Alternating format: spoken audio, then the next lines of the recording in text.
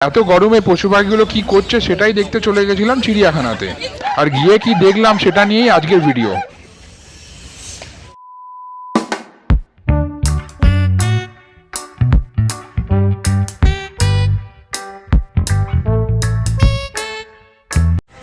তো আজকে হচ্ছে 7ই এপ্রিল 2024। কলকাতা প্রচণ্ড গরম, মোটামুটি 35 ডিগ্রি আশেপাশে টেম্পারেচার চলছে। তো এই সময় চিড়িয়াখানা ফাঁকাই থাকে। তো আজকে রবিবার, আর রবিবার বলে আরও মানে গরমের জন্য হয়তো ফাঁকা থাকে, কিন্তু রবিবার প্রচণ্ড ভিড় হয়। তো আজকে সকাল থেকে ওয়েদার খুব ভালো, একদম মেঘলা আকাশ, হালকা হালকা বৃষ্টি হচ্ছে।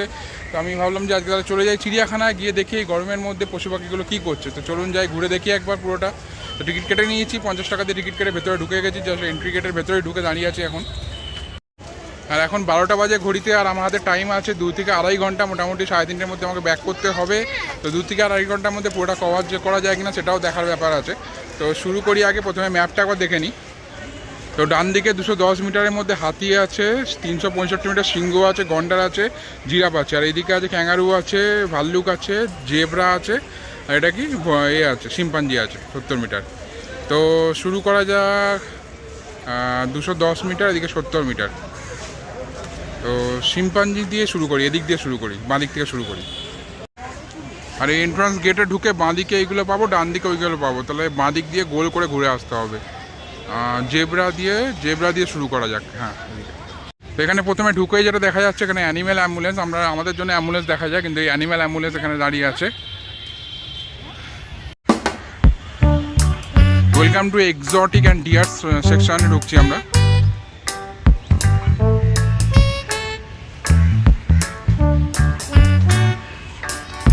তো 20 মিটারে শিম্পাঞ্জি আছে, ভাল্লুক আছে, ক্যাঙ্গারু আছে, হরিণ আছে।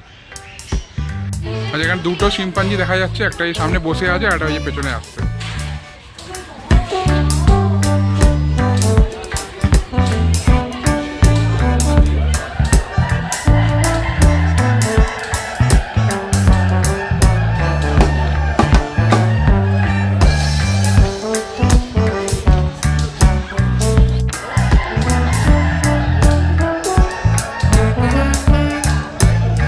মোটামুটি 8 থেকে 9 বছর পরে মোটামুটি চিড়িয়াখানা আসছি, কিন্তু এই সামনেটা শিম্পাঞ্জির খাঁচার কাছেই মেনলি। এখানে এরকম কাঁচ দেওয়া ছিল না আগে, এখানটা ওপেন করা ছিল। তো এখন দেখছি এটা পুরো কাঁচ দিয়ে দিয়েছে এখানটা। আর এত কাছ থেকে শিম্পাঞ্জি কোনোদিন এত ভালোভাবে দেখা যায়নি। এই যে ওয়েদার চেঞ্জ হওয়ার জন্য এরাও এত ভালোভাবে, এরা খুব মজা করছে, খুব আনন্দ করছে, এরাও এত কাছে চলে এসছে। তো এবার শিম্পাঞ্জি দেখে এবার সামনের দিকে এগোই, সামনের দিকে গিয়ে দেখি কি পাওয়া যায়। তো এখানে প্রথমে আর একটা খাঁচা পেয়েছি, এটা কিসের খাঁচা দেখি। জেব্রা পেয়েছি, একটা জেব্রা এখানে আছে, জেব্রার খাঁচা এটা। ওইদিকের যে খাঁচাটা ফাঁকা খালি ছিল, তো সামনে এই যে জেব্রার খাঁচা।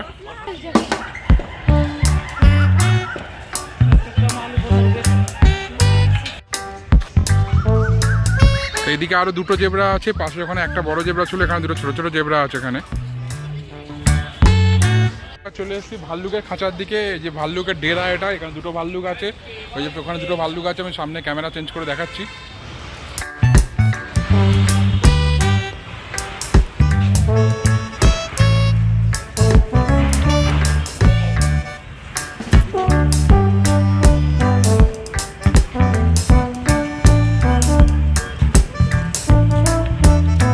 তো ওখানে ভাল্লুক দেখে এখানে এখন চলে এসেছি কচ্ছপ দেখতে। এখানে একটাই কচ্ছপ আছে, এটা অনেক পুরনো কচ্ছপ, অনেক বহু বছরের পুরনো কচ্ছপ এটা।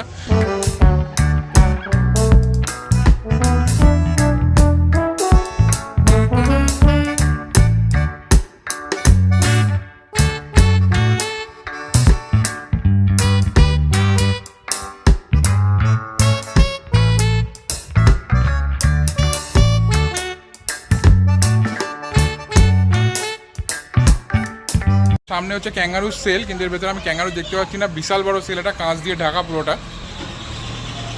তো এই পুরোটা হচ্ছে ক্যাঙ্গারুর সেল, এখানে লেখা আছে ইস্টার্ন গ্রে ক্যাঙ্গারু। কিন্তু কোথাও আমি ক্যাঙ্গারু কোনো স্পট করতে পারছি না, এখানে একটাও ক্যাঙ্গারু দেখা যায়নি। এখন চলে এসেছি মণিপুরি নাচুনে হরিণ, ব্রাউন অ্যান্টেলার ডিয়ার। তো মণিপুরের লকটাক হ্রদের এদের পাওয়া যায়।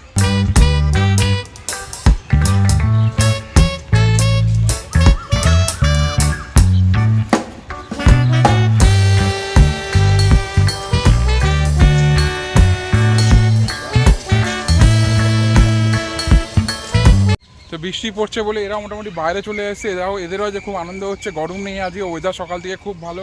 তো আমি এখনও পর্যন্ত যে কটা, এই 20 মিনিট হয়েছে, 20 মিনিটে আমি মোটামুটি যে কটা পশু পাখি দেখছি সব বাইরে, মানে খুব ভালোভাবে স্পট হচ্ছে। এত ভালোভাবে চিড়িয়াখানায় কখনো আমার তো অ্যাটলিস্ট এতদিনে স্পট হয়নি।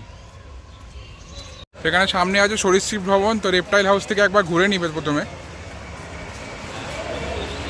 কেউটে আছে ওই ওর ভেতর থেকে, ওই যে টবের ভেতরটাতে মুখ বাড়িয়ে আছে, দেখা যাচ্ছে না ভালো করে। তো এটা হচ্ছে চন্দ্রবোড়ার সেল, এটা এই যে চন্দ্রবোড়ার সেল, মনে হয় ওই সব টপগুলোর ভেতরে ঢুকে আছে।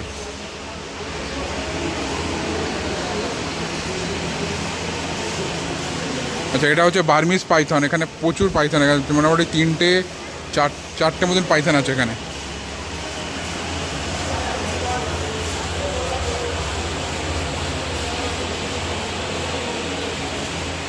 এটা হচ্ছে রক পাইথন এখানে।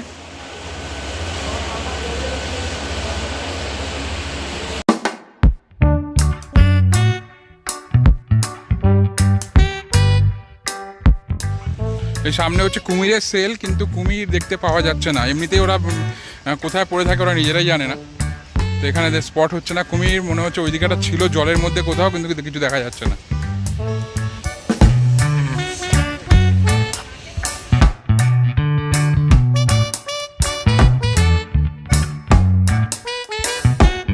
এনক্লোজার থেকে বেরিয়ে এখানে বাইরে একটা একা আছে ইয়েলো অ্যানাকোন্ডা, তো এটা একবার গিয়ে দেখি পাওয়া যায় কিনা।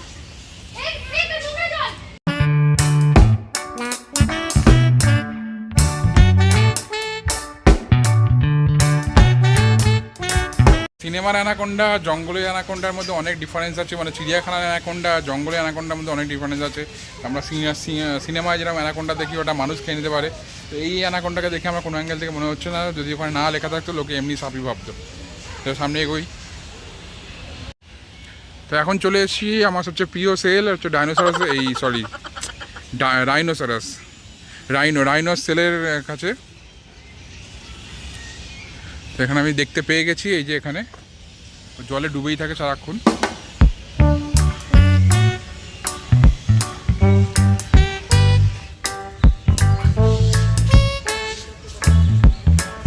এবার চলে এসেছি লেপার বা চিতাবাঘের সেলের কাছে, তো দেখতে পাই কিনা দেখা যাক। আর দেখা যাচ্ছে ওই যে ওপরে বসে আছে, ওই যে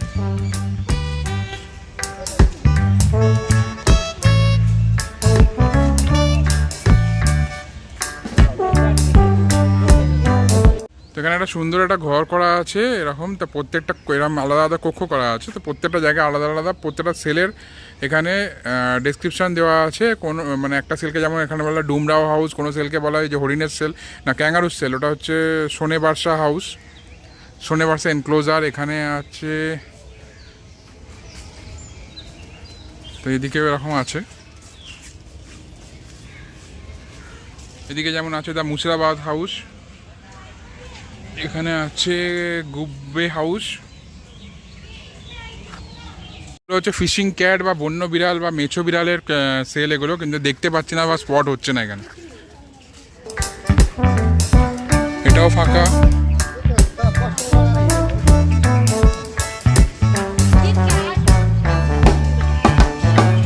বিড়ালের পাশেই আছে হচ্ছে সাদা বাঘের সেল, এই যে পেছনে সাদা বাঘের সেল, গিয়ে দেখি দেখা যায় কিনা, মনে হচ্ছে দেখা যাবে, কারণ ভিড় ভালোই আছে সাদা বাঘের সেলের সামনে।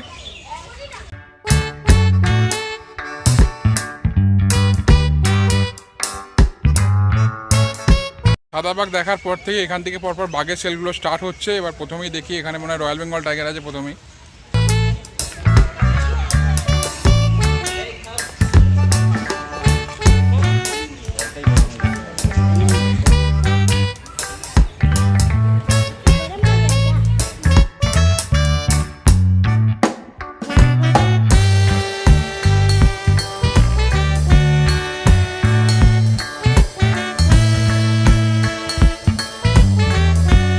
উল্টোর দিকে এখানে সুন্দর একটা দিঘি করা আছে, এখানে বসার জায়গাও আছে এই যে। তো এখানে আপনি বসে কিছুক্ষণ টাইম কাটাতে পারেন, অথবা এখানে বসে কিছুক্ষণ রেস্ট নিয়ে নিতে পারতেন, কারণ রেস্ট নিয়ে নিতে পারেন, কারণ অনেকটা ঘোরার পরে একটু হাঁপিয়েও যাবেন।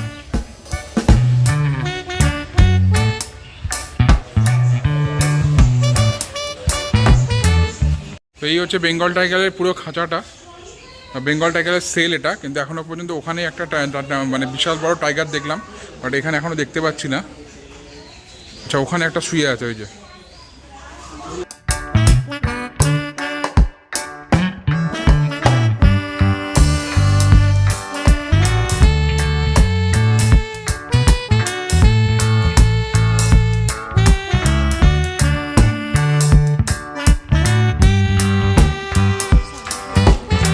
আগের পরেই এখানে ছিল হায়নার সেল, তো দেখি পাওয়া যায় কিনা।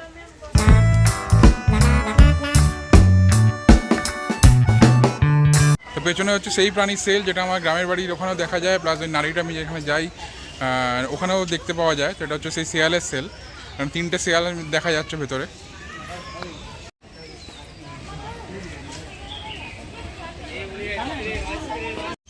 তো শিয়াল দেখার পরে এখানে শুরু হয়ে যাচ্ছে, তারপরে কিছুক্ষণ পর থেকে শুরু হয়ে যাচ্ছে পাখিগুলোর সেল। তো এখানে বিভিন্ন রকমের পাখি আছে, এখানে ম্যাকাও আছে এই যে।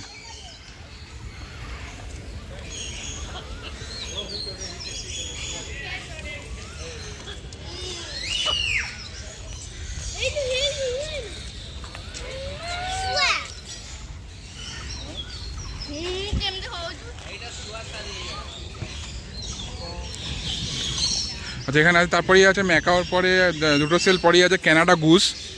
এগুলো মানে যথেষ্ট সামনে চলে এসছে এই যে। মানে 4টে মতন আছে, 4টে না, ওইদিকে অনেকগুলো আছে, 4টে যে 8টা, অনেকগুলো 10-12টা আছে এর ভেতরে কানাডা গুস।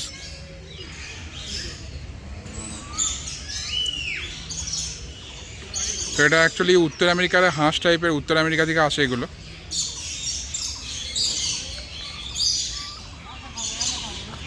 তারপর এখানে আছে ব্ল্যাক সন।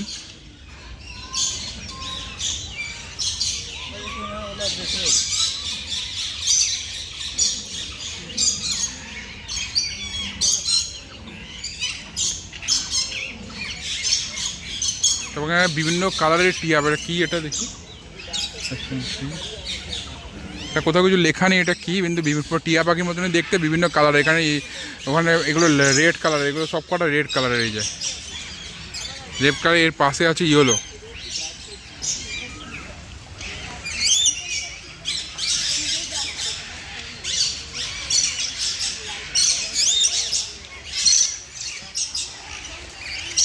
এটা ছিল হচ্ছে লুটিনো প্যারাকিট।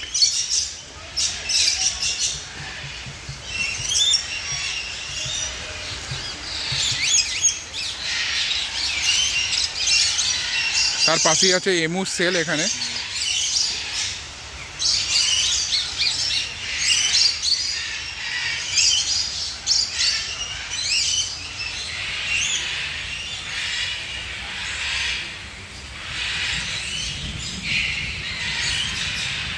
টুপিটা পরতে বাধ্য হলাম, প্রচণ্ড জোরে বৃষ্টি এসে গেছে, তো ছাতা আনতে ভুলে গেছি। যাই হোক, তো বৃষ্টি আসতে এই পাখিগুলো আরও চিৎকার শুরু করে দিয়েছে। এটা ম্যাকাও সেল এটা।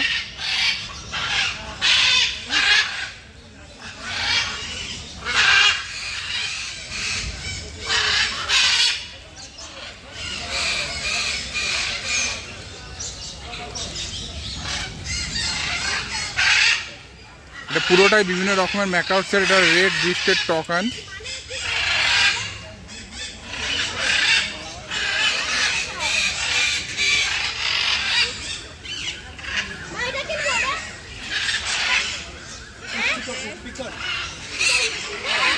এটা হচ্ছে হর্নবিলের সেল এটা।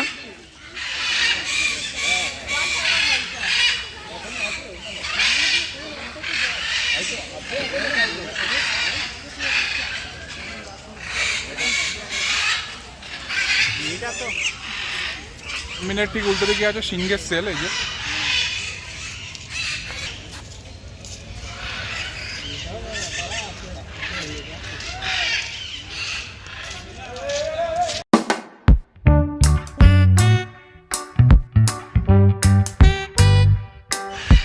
এই সিংহ, তারপরে ম্যাকাও, এগুলোর থেকে 30 মিটার বাঁদিকে গেলেই পেয়ে যাবো জিরাফ। তো আগে জিরাফটা দেখি গিয়ে।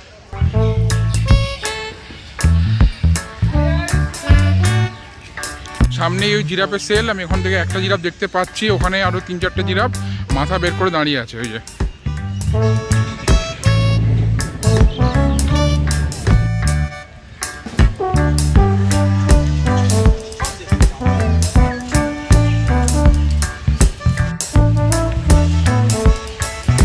এখানে আর একটা ম্যাকাও সেল এখানে। ভর্তি ম্যাকাও আছে।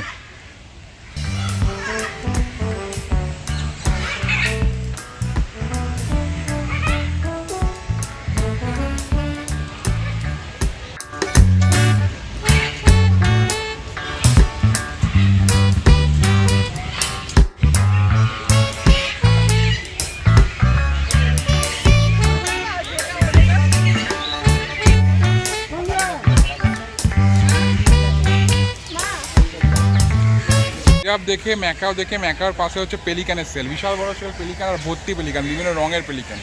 এখন একদম লাস্ট চলে এসেছি হচ্ছে হাতির সেলের কাছে। তো বিশাল বড় সেল, হাতির সেল। তো ওখানে 3টে হাতি ঘুরে বেড়াচ্ছে, আমি সামনেটা যাচ্ছি। তো আগে দেখতাম এই সেলটা খোলা থাকতো, মানে হাতির সেলটা মোটামুটি ওপেনই থাকতো, এখন পুরোটাই ঘিরে দেওয়া আছে।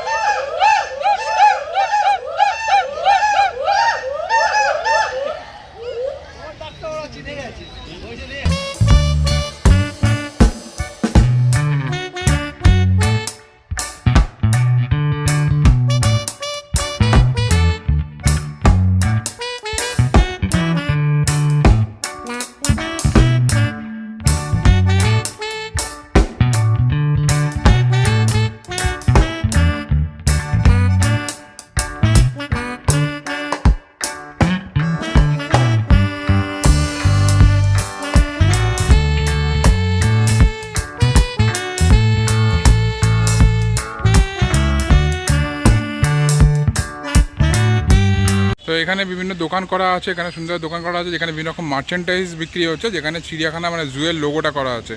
তো যেমন ওই জিরা বিক্রি হচ্ছে, প্লাস বিভিন্ন রকম টি শার্ট, হ্যাট, ক্যাপ, অনেক রকমের চাবির রিং, তারপরে ব্যাচ, এগুলো বিক্রি হচ্ছে। ম্যাগনেট বিক্রি হচ্ছে যেগুলোতে এরকম জুয়ের লোগোগুলো দেওয়া আছে। তো এখানে এই যে এখানে প্রাইস লিস্টও দেওয়া আছে। ঘড়িতে বাজে হচ্ছে, এখন দেখা যাচ্ছে না, যাই হোক এখন ঘড়িতে বাজে হচ্ছে এখন 1:15 বাজে। আমি মোটামুটি 12টার সময় ঢুকেছিলাম, তো 1 ঘন্টা 15 মিনিটে পুরোটা কমপ্লিট করে দিয়েছি। ভেবেছিলাম অ্যাটলিস্ট 2-2.5 ঘন্টা লাগবে, কিন্তু 2 ঘন্টা লাগলো না, যেহেতু আমি একা এসেছি আজকে, তাই বেশিক্ষণ টাইম লাগেনি। আপনারা যারা ফ্যামিলিতে আসবেন অবশ্যই একটু টাইম নিয়ে ঘুরবেন, ভালোভাবে দেখবেন, 2-2.5 ঘন্টা টাইম কাটান, খুব ভালো লাগবে এখানে।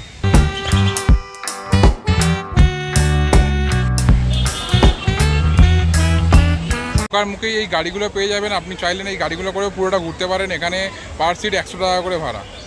তো বিকেল 4টে পর্যন্ত এই গাড়িগুলো পাবেন।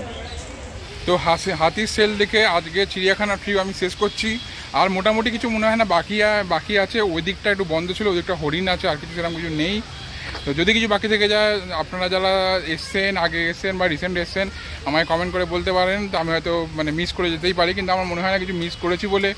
আর ওয়েদারটা এত ভালো ওয়েদার, হালকা বৃষ্টি হচ্ছে, প্লাস পুরো মেঘলা ওয়েদার, কোনো গরম নেই বলে আমি সব কটা পশুকে একদম মানে সামনের দিকে স্পট করেছি মোটামুটি। মানে এরকমভাবে চিড়িয়াখানায় কোনো দিন দেখা যায় না। আর ভিড় তো হালকা আছেই, মানে ভিড় নেই বললেই চলে।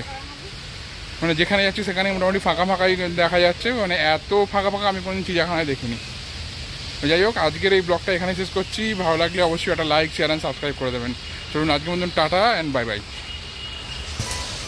আর বাইরে বেরিয়ে প্রচণ্ড গলা শুকিয়ে যাওয়ার জন্য নিয়েছিলাম একটা গ্রিন মজিটো, যেটা দাম নিয়েছিল 60 টাকা, কিন্তু খেতে অতুলনীয় আর অসাধারণ ছিল।